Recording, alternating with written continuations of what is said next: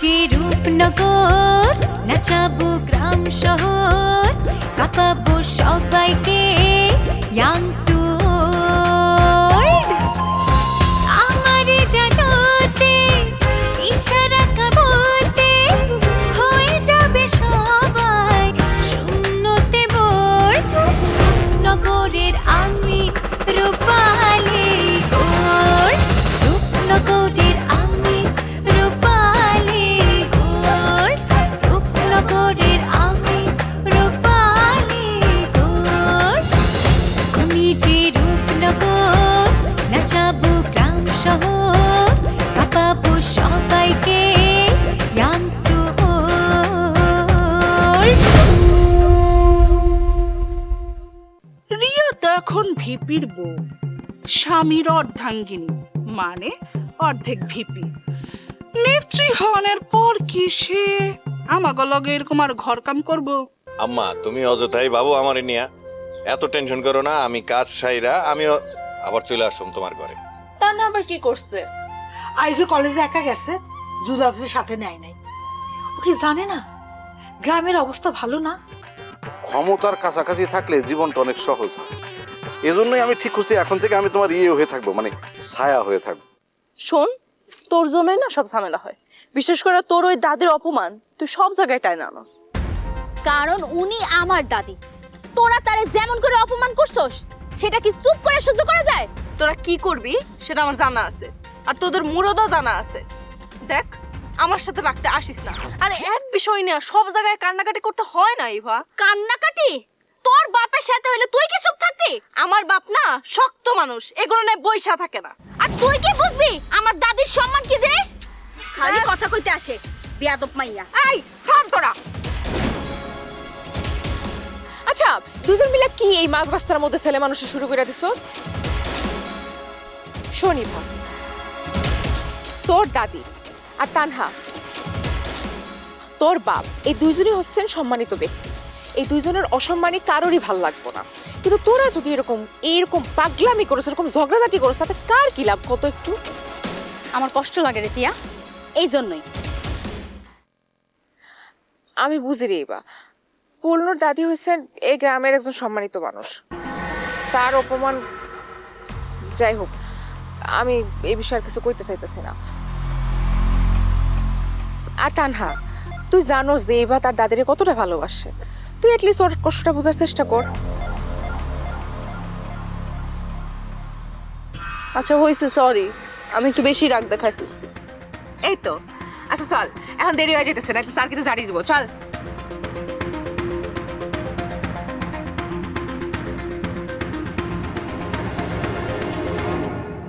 দাদি, আমি একটু বাইরে যাইতেছি। তুই বাইরে গেলে তোর আব্বা আবার রাগ করবো না তো? আব্বা রাগ করলে তুমি ম্যানেজ করে নিও।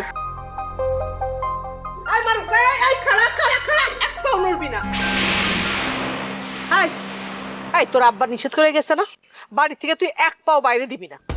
আম্মা, আমি কোনো ছোট বাচ্চা না, সবসময় খালি নিষেধ আর নিষেধ। এত নিষেধ শুনতে ভালো লাগে না। এটার কি জীবন কয়? মারে কিন্তু আমি কেন রে নাতি, এত রাগ করতেছিস কেন? বাইরে গেলে কি আকাশটা ভাঙা পড়বো? দাদি, তুমি তো জানো কয়দিন আগে আজমল সালমান তোমার যে অপমানটা করছে সেটা এত সহজে ভোলা যায় না। অপমান কিন্তু বদলা নেওয়ার আগে ঝামেলা পাকানোর সময় এটা না। এই যে আম্মা, এই কথাটাই আমি তারে বুঝাইতে চাই। আরে বাবা, এই গুগল মারা যাওয়ার পর থেকে গ্রাম শুদ্ধ খালি পুলিশ আর পুলিশ। এর মধ্যে তোর যদি কিছু হয়ে যায় আমি কিভাবে সামাল দিব তুই ক আমারে? দাদি, তুমি অন্তত বিশ্বাস করো আমি কোনো ঝামেলা করতে চাইতেছি না। আমি তোমার সম্মান ফিরাইতে চাই। তুই যদি ভুল করস আমি সেটা সহ্য করতে পারবো না ভাই। আম্মা, আপনি এগুলান কি কইতেছেন? আপনি বুঝতে পারতেছেন না ওর মাথার মধ্যে কি চলতেছে? আজমল চেয়ারম্যানের উপর ওর অনেক রাগ, অনেক ক্ষোভ আম্মা। ঠিকই বুঝতেছি, ও আমার নাতি আর আমি ওর মা। ও ও যদি আজ বাড়ির বাইরে যায় সেই দায় কিন্তু আমি নিব না। তুমি কি বুঝাইতে চাইতেছ? তুমি বুঝাইতে চাইতেছ ও বেটা ছেলে, তারপরেও ওরে আমি চুরি পরাইয়া ঘরের মধ্যে আটকায় রাখি? হ্যাঁ, এমনি সারা গ্রাম কানা ঘুষা চলতাছে, আমরা তারে ঘরবন্দি করে রাখছি। আপনি বুঝতেছেন না মা, এখন সময়টা ভালো না। আমি বুঝি না, তুমি সব বুঝো। হ্যাঁ, ব্যাস, তোমরা তোমাকে ঝগড়া থামো। আমি বাইরে যাইতেছি, এবার খুশি? খুব ধন্য হয়ে গেলাম, আপনি আমারে বাঁচাই দিছেন।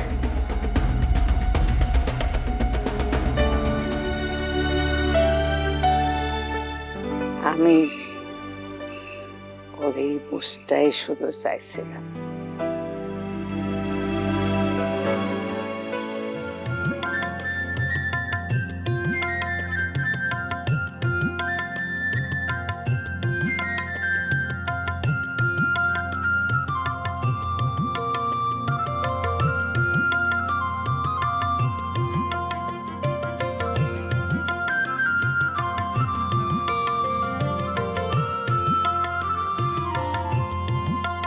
সামিয়া, তুই এইখানে এমন করে খাড়াই আসছিস কেন?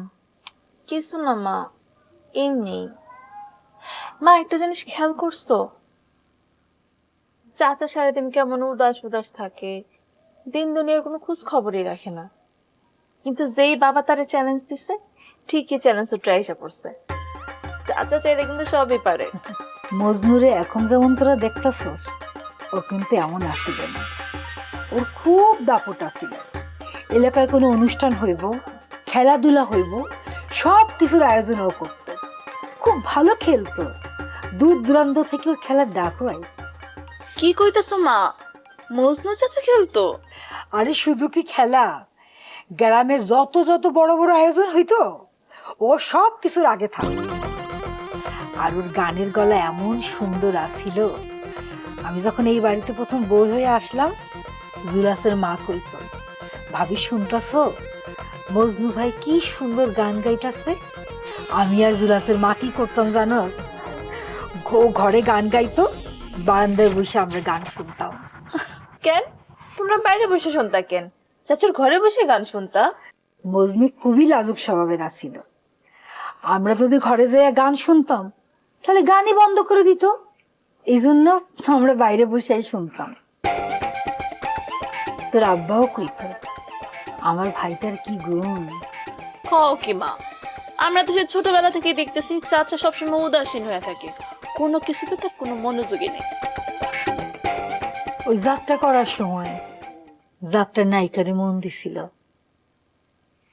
তারপর তোর আব্বাই ওরে বিদেশে পাঠাইয়া দিল। এরপর থেকে চোখের সামনে একটা মানুষ যেন কেমন করে বদলাইয়া গেল। আগের মজনুর সাথে এই মজনুর কোনো মিল নাই। ওরে আমি চিনতেই পারি না। চোখের সামনে একটা মানুষ কেমন করে বদলাইয়া গেল। হয়েছে তো মা, এমন করে করো না। চাচা তো আর আমগুলো ছেড়ে চলে যায় না, আমগোর সাথে থাকতেছে, চলতেছে, সবকিছু করতেছে। আর বাবার দেওয়া চ্যালেঞ্জে সে দেখাই দিছে সে এখনো পারে। মা, আমি কই কি, চলো না আমরা সবাই বিনা চাচার একটা বিয়ের ব্যবস্থা করি। সেই চেষ্টা কি আমরা কম করছি? তোর আব্বাই তো কত চেষ্টা করছে, কিন্তু মজনুর তো একই কথা।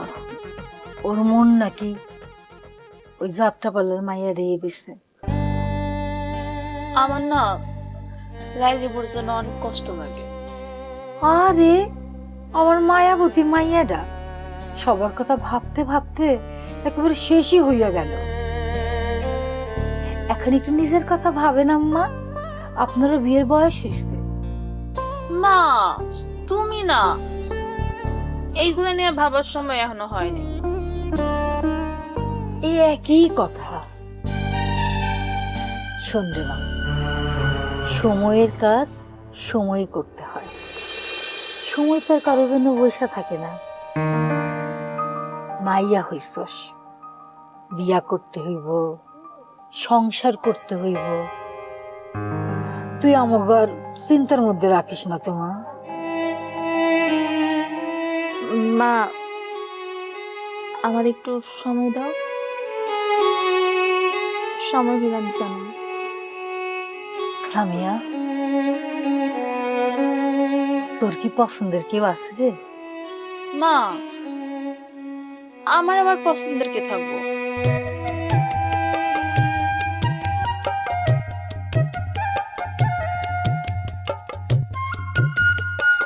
কি রে, পছন্দের থাকলে ক আমারে।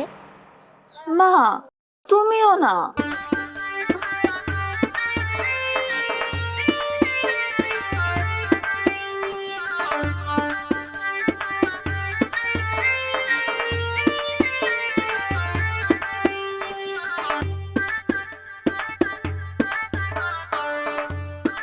নয়ন ভাই,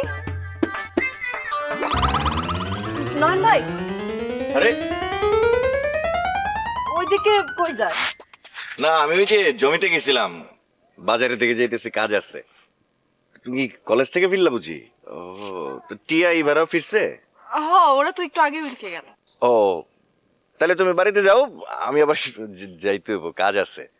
কাজ তো থাকবোই, আর সবসময় এত তাড়াহুড়া করলে কি হয়? তুমি দাঁড়াইলে কি হয়?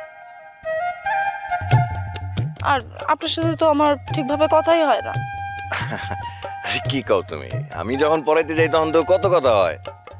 না, তখনকার বিষয় আর এখনকার বিষয় কি একরকম? মানে বুঝলাম না। মানে হইল, আপনি যখন আমার পড়াইতে যান তখন তো আপনি আমার টিচার হয়ে থাকেন, যত কথা হয় সব পড়াশোনার বিষয়ই হয়।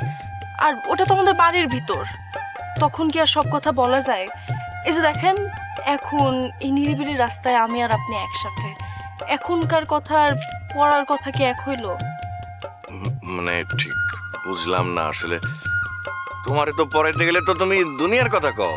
আমি বলি ঠিকই, কিন্তু আমার কথা কি কেউ মন দিয়ে শুনে নাকি? আর আপনি তো সবসময় পড়াশোনা নিয়ে বিজি থাকেন। দেখেন না আশেপাশে কি সুন্দর নেচার, এই নেচারের ভিতর যদি কেউ আমার কথাটা মন দিয়ে শুনতো, আমার যে কি ভালো লাগতো। তা না, তুমি আবারও পাগলামি শুরু করলা। আচ্ছা শোনো, তোমার কি কলেজ ঠিকঠাক তো? কোনো সমস্যা নেই তো? মারুফ তোমারে ডিস্টার্ব করে? না না, এখন আর করে না। তাহলে ঠিক আছে, যাও, মানে আমি যাই, জরুরি কাজ আছে। তাহলে আপনার কাছে কাজ কাজ আর কাজই, সব কাজ আপনার একাই থাকে, আমার কথা শোনার আপনার সময় নাই। ভাই একটু থাকেন না। আর দেখেন, নিরিবিলি রাস্তা, একা একা হাঁটতে ভয় লাগে না? আরে কি বলো, তুমি না সাহসী মেয়ে, তোমার তো একা একা হাঁটতে সমস্যা হওয়ার কথা না। না, সমস্যা হয় না ঠিক, কিন্তু পাশে যদি নয়ন ভাইয়ের মতন এমন হ্যান্ডসাম কেউ থাকতো, তাহলে তো আরো ভালো লাগতো, তাই না? আচ্ছা এইসব কথা বাদ দাও না, আমি তাহলে কাজে যাই, পরে কথা হইব না। এত তাড়াতাড়ি যাবেন? কতক্ষণ হইলো? আর একটু থাকলে কি হয় না? না না না, জরুরি কাজ আছে। ঠিক আছে, তাহলে সাবধানে যাও। হ্যাঁ,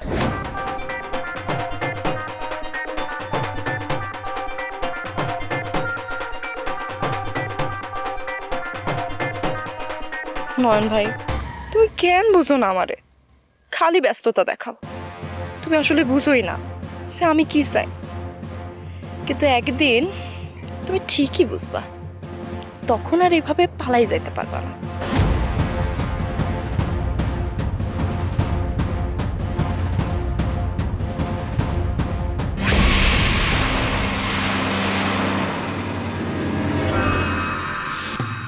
খালি জন্ম দিলেই বাপ হওয়া যায় না, পোলাপানের উপর দায়িত্ব পালন করতে হয়, নিজের কর্তব্য সম্পর্কে জানতে হয়। এই যে ইভা যে এখন পড়াশোনা করতেছে, ওর কিছু লাগবো কিনা, ওর সব কিছু ঠিকঠাক আছে কিনা সেই খবরটাও নিতে হয়। তা না খালি বাইরের গ্যাঞ্জাম ঘরের মধ্যে নিয়ে আসা, এইটা করলেই হয় না। আমি বাইরের গ্যাঞ্জাম ঘরের মধ্যে ঢুকাইছি? আম্মা আপনি কর, আমি বাইরের গ্যাঞ্জাম ঘরের মধ্যে ঢুকাইছি? আম্মা কি করবো, আপনি আমার কথা শুনেন। এই যে ইভার একটা শিক্ষক দরকার, ওর যে এখন পড়াশোনার চাপ, আপনি একটা ভালো শিক্ষক আইনা দিচ্ছেন টিউশনের জন্য। কেন আমার কি দোষ? প্রথমে আমি রাজি হই নাই, ঠিক আছে, পরে তো আমি রাজি হয়েছি, তখন তো মনে না পড়াইতে চাইল না। ফকিন্নির পোলার কিছু না থাকলে দামাকটা ঠিকই আছে। নয়ন মোটেও দেমাগের কারণে এখানে আসে নাই এই আপনার ফোলার আর তার এলাকার হুমকি দামকির ভয়ে আমার গোর মেয়েরে পড়াইতে আসে নাই। দেখেন আম্মা দেখেন, এখানে আমার কি দোষ? আমি কি নয়নের হুমকি দিছি নাকি পাহারা বসাইছি? হে আহে নাই আমি মনে করি আজমল্লার কারণে। আম্মা আপনার কি এটা মনে হয় না? আম্মা কি কইব? হ্যাঁ, আম্মা কি কইব? আপনি আমার কথা শুনেন। আজ যদি ধরেন আপনার সাথে ওই আজমল চেয়ারম্যানের কোনো শত্রুতা না থাকতো, তাহলে কি হইতো আম্মা? নয়ন আইসা আমাগো বাড়িতে এবারে পড়াশোনা করাইতো, আমার মাইয়ার পরীক্ষার ফলাফলটা ভালো হইতো। কি হইতো না? হইতো তো। তাইলে আপনি কোন, আপনি কি এর জন্য দায়ী না? আপনার কারণে আমার মেয়ের সমস্যা হইতেছে না কি আম্মা? হইতেছে না? আপনি কি কোন? শুন বাচ্চা, নিজের দোষ আরেকজনের কান্দে চাপাইস না, বুঝছস? তোর যদি সেই মুরত থাকতো, তুই আজমল্লার বিচার কইরা দেখা দিতি তোর শক্তি। আজকে ওই নয়ন সুসুর করে আইসা এবারে পড়াইতো। ঠিক কইছেন আম্মা, একদম খাঁটি কথা কইছেন। আজ আমার সত্যিই খুব শান্তি লাগতেছে এই ভাইবা যে আপনার সোনার টুকরা পোলার মধ্যে আপনি কিছুটা হইলেও খাদ দেখতে পারছেন। আর এই খাদটা যদি আম্মা আরো আগে দেখতেন, তাহলে এতগুলান কথা আমার আর খরচ করতে হইতো না। কিন্তু একটা বিষয় আমি কখনোই আপনাদের বুঝাইতে পারলাম না, এই শক্তি ভয়ভীতি দেখায় মানুষের কাছ থেকে সালাম আদাব সমীহ আদায় করা যায়, ভালোবাসা পাওয়া যায় না। ভালোবাসা পাইতে হইলে না মানুষকে ভালোবাসতে হয়। তোমার কি মনে হয় মানুষ আমারে চায় না? শোনো, রাস্তায় বাড়াইলে জনে জনে আমারে সালাম দেয়। থামেন বাচ্চু চেয়ারম্যান, সালাম পাবলিক আপনারে দেয় না, দেয় আপনার চেয়ার রে। আপনারে কেন সালাম দিব? কেন আপনারে সালাম দিব কইতে পারেন? জনগণের ভালো মন্দের কোনো খোঁজ আপনি কখনো নিছেন? তাদের সুখ দুঃখে আপনি কখনো শামিল হইছেন, শরীক হইছেন? আরে বাবা রে, আমার কত কাম, কত দিকে আমার নজর রাখতে হয়। একটা জনপ্রতিনিধি এইসব আজারে বিষয় নিয়ে লাফালাফি করলে চলে? কি কয় আপনার পোলা? কি কয়? আপনি তো আমারে হাসাইলেন। আপনি তো জানেনই না যে আপনার কি দায়িত্ব। জনপ্রতিনিধি কারে কয় জানেন? যে জনগণের প্রতিনিধি। মানুষের সুখ দুঃখ ভালো মন্দ এই সব কিছু বাইর কইরা সেগুলোর সমাধান করা কাজকার জনপ্রতিনিধির। আর আপনি কি করেন? আপনি নিজের ভালো মন্দ সুখ দুঃখ তাদের উপরে চাপায়া দিয়া তাদেরকে নাজেহাল করেন। আম্মা, আপনার সামনে আমারে লেকচার দিতেছে, আমারে আমার কাজ শিখাইতেছে, আপনি কিছু কইবেন না? হম, আপনি কিছু কইবেন না? শুন বাচ্চু, তোর এখনো অনেক কিছু শিখতে হইব এই বউয়ের কাছ থেকে, আর ওই তোর শত্রু আজমল্লার কাছ থেকে। তারপর যদি তোর শিক্ষাটা হয়।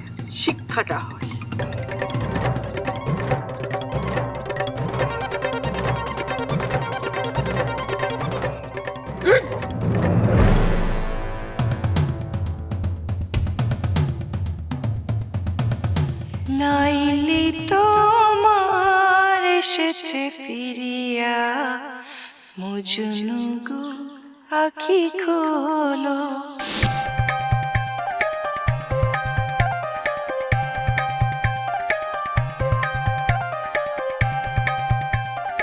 আচ্ছা, কি ঘটনা কি? তুমি আমার ডাকছো কে? সময় নয় গমানে যখন তখন ডাকা যায়। এই গ্রামের পরিস্থিতি তুমি কি দেখতেছো না? আর তুমি এই জায়গায় এখানে দাঁড়াইছো কে? এটা তো নিরাপদ না। আচ্ছা, এই কথাগুলা তুমি লাইলির জন্য টেনশনে বলতেছো নাকি আমি ডাকছি বিরক্ত হয়ে বলতেছো? আরে বাবা, বিরক্ত মুখে বিরক্ত আর কি আছে? তুমি পরিস্থিতিটা বুঝতেছো না? গ্রামের পরিস্থিতিটা কি? ফুলনুর চাচি যে গেছিল বাড়ির মধ্যে, আমার ভাই যে অপমান করছে, বাচ্চু চেয়ারম্যান কি এটা ভালোভাবে নিব?